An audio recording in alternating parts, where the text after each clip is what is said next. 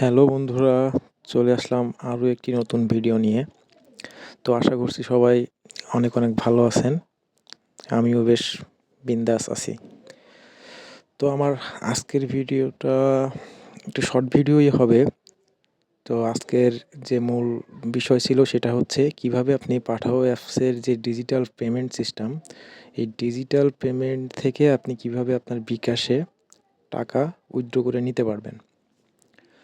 তো কথা আর বেশি বাড়াবো না, চলে যাব সোজা মূল ভিডিওতে। তো চলুন শুরু করা যাক আজকের ভিডিও।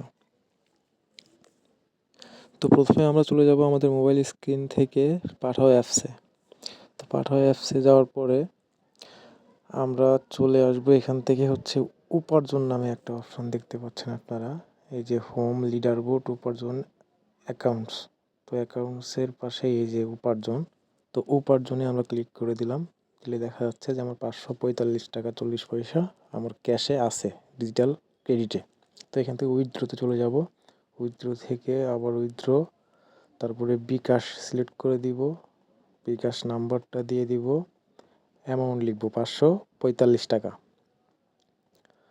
তো 545 টাকা লেখার পরে আবার আমরা ডান করে উইথড্রোতে ক্লিক করে দিব।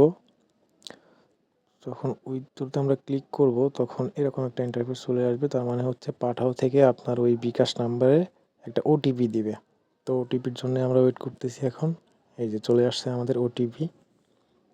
তো আমরা জাস্ট ওটিপিটা কপি করে এনে এখানে আমরা বসিয়ে দিব।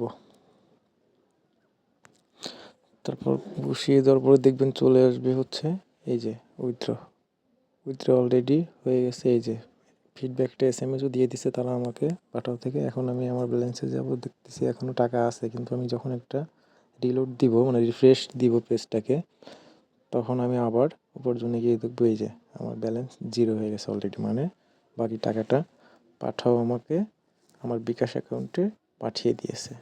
এই যে তার ম্যাটার। তো বন্ধুরা, দেখা হবে নতুন কোনো ভিডিও নিয়ে নতুন কোনো দিন। ততক্ষণ পর্যন্ত সবাই ভালো থাকবেন, সুস্থ থাকবেন, নিরাপদে থাকবেন। বাই।